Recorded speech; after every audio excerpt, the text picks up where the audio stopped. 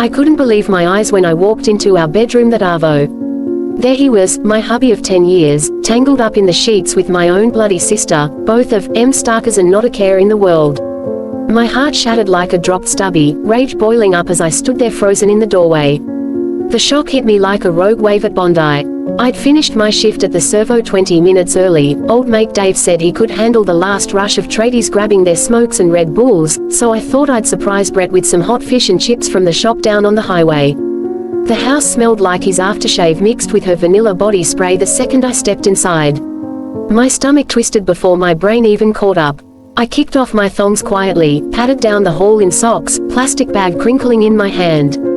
The bedroom door was half open. I pushed it wider with one finger and the world tilted. Brett's back was to me, muscles flexing as he moved over her. My sister, my little sister Tash, the one I'd practically raised when Mum was working double shifts, had her legs wrapped around him, laughing that stupid high-pitched giggle she does when she's tipsy. Her blonde hair fanned across our pillows, the same pillows I'd bought on special at Kmart last Boxing Day. They hadn't even locked the door. Cocky bastards. My chest burned so hard I thought I might actually stop breathing. 10 years of marriage, our little fibro house in Penrith, the ute he rebuilt in the driveway, the way he'd kiss my forehead every morning before heading to the mine, flashed through my head like a bad movie reel. And Tash. She'd crashed here last week after another fight with her on-again off-again boyfriend, crying on my couch about how men were useless. I'd hugged her, made her Milo, told her she'd find someone decent one day. Now here she was, stealing mine. Tears stung hot behind my eyes but I blinked them back. No way was I giving him the satisfaction of seeing me break. My hand shook as I pulled my phone from my back pocket. The camera clicked once, twice, 3 times, silent mode on, thank Christ. Brett's tattooed shoulder, Tash's fake tanned leg hooked over his hip, the wedding photo of us still sitting on the dresser in the background like some sick joke. Proof. Cold, hard proof. They still hadn't noticed me.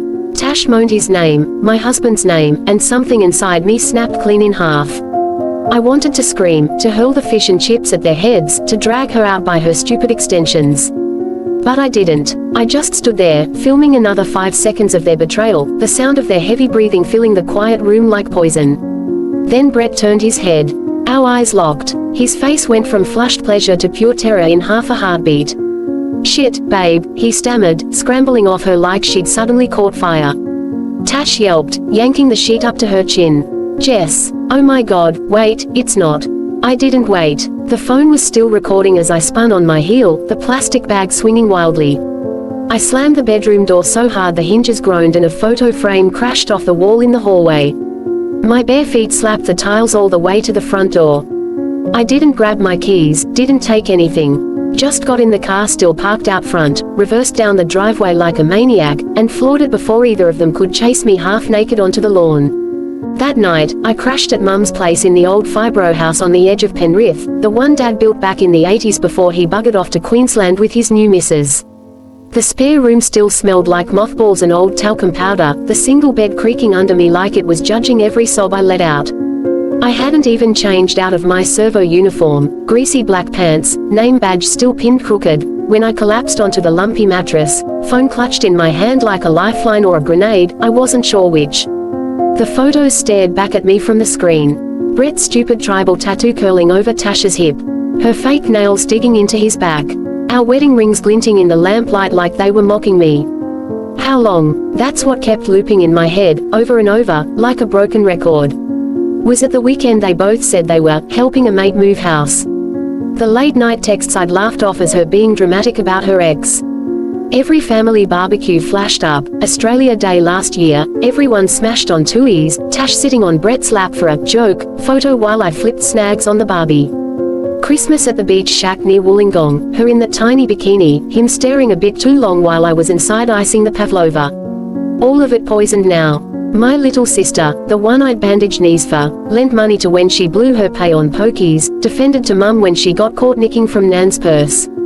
She'd looked me in the eye and thanked me for being the best big sis ever, just 2 months ago. My thumb hovered over the delete button, then the share button, then back again.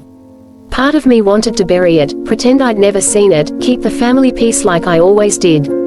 The other part, the bigger, angrier part, wanted them to burn. To feel the same gut wrench that was ripping me apart. I zoomed in on one photo, saw the way Brett's hand cupped her cheek the same gentle way he'd done to me 1,000 times. Tears blurred the screen. I wiped them off with my sleeve, tasting salt and fury. My phone buzzed. Mum, like she always knew when something was rotten. Jessie love, you alright? You sounded flat when you rang earlier. I tried to speak but it came out as a choked sob. 30 seconds later she was in the doorway, dressing gown tied loose, grey hair sticking up wild.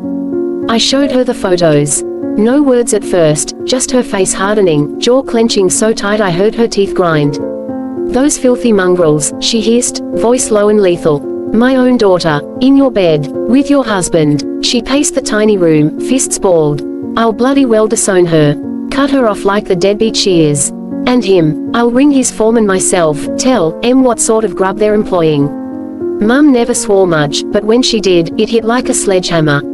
She sat on the bed, pulled me into a hug that smelled of palmolive and home. You don't have to do this alone, Dal.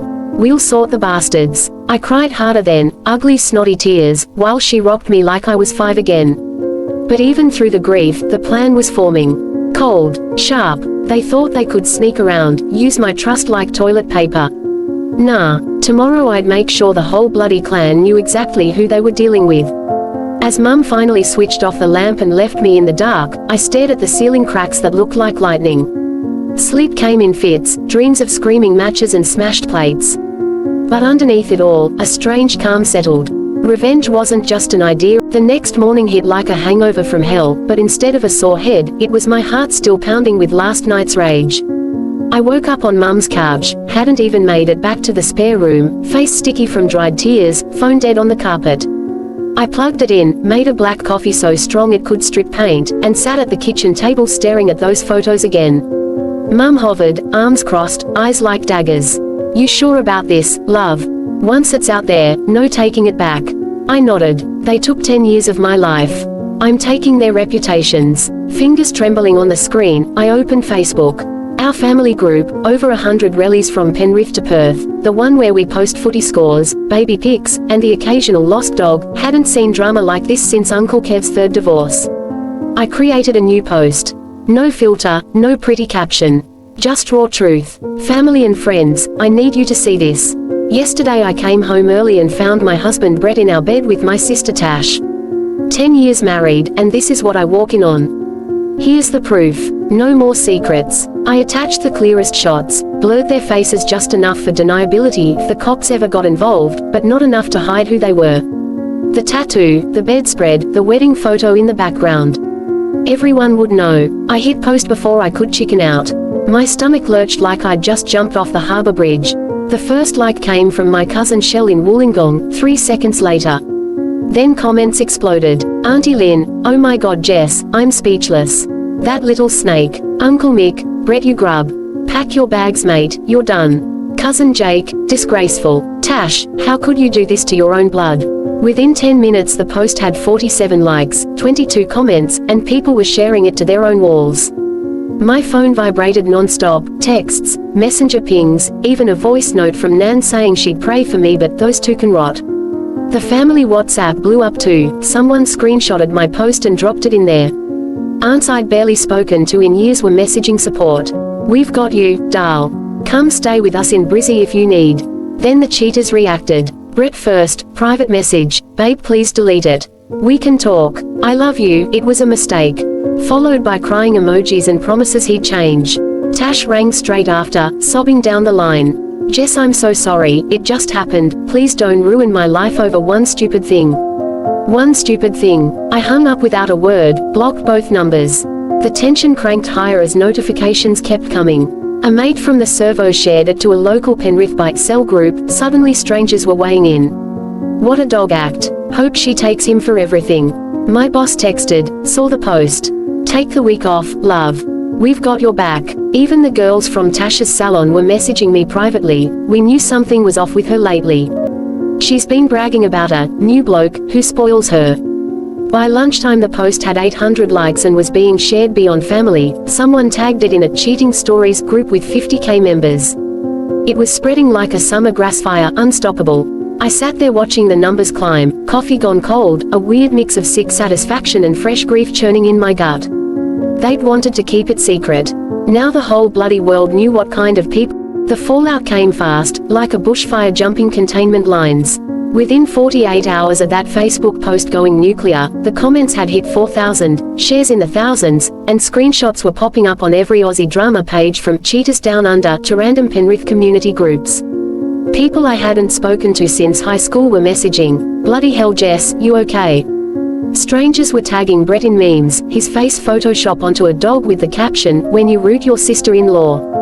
Tash's salon Instagram got review bombed overnight, 5-star clients suddenly leaving 1-star rants, supporting homewreckers. Hard pass. Bookings cancelled in waves. She posted a teary selfie story begging for privacy, but the comments tore her apart. Privacy. You shagged your sister's husband in her bed, love. Brett copped it worse. His foreman at the mine rang him in for an urgent meeting. Turns out the shift supervisor had seen the post, his missus was in the family group, and by lunchtime Brett was handed his marching orders. Company policy on conduct affecting workplace harmony, they called it. Code for, we don't want a grub like you on site. He lost his fly-in fly-out roster, the fat bonus checks, the company ute. Last I heard he was couch surfing at his mate's joint in Mount Druitt, begging for casual labouring gigs that paid peanuts. The family closed ranks hard. Mum called her emergency barbecue at Nan's place, no invites for the traitors. Aunts and uncles unfriended them en masse, cousins blocked their numbers. Nan, bless her, wrote Tash out of the will she'd been updating last month. Blood means something, she told me over the phone, voice shaky but firm. She chose to spill it. I lawyered up quick. My solicitor, a no-nonsense woman from Penrith who'd seen every kind of family mess, said the photos and messages were gold. We filed for divorce the following week.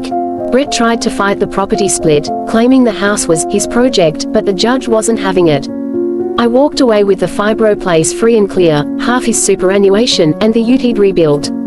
He got the debt on his new motorbike and whatever dignity he had left, which wasn't much. Weeks later, I sat on my veranda with a cold VB, feet up on the rail, watching the sun dip behind the Blue Mountains. The house was quiet, mine again, no aftershave stink, no vanilla perfume lingering. Mum dropped round with a lasagna, gave me a hug that said everything. My phone buzzed less now, the viral storm had moved on to the next scandal. But every so often I'd see a new comment pop up on that old post, Queen got her justice. I smiled, cracked another stubby, and felt the weight finally lift. They tried to break me. Instead, they broke themselves. And I was still standing, stronger, freer, surrounded by the real family who'd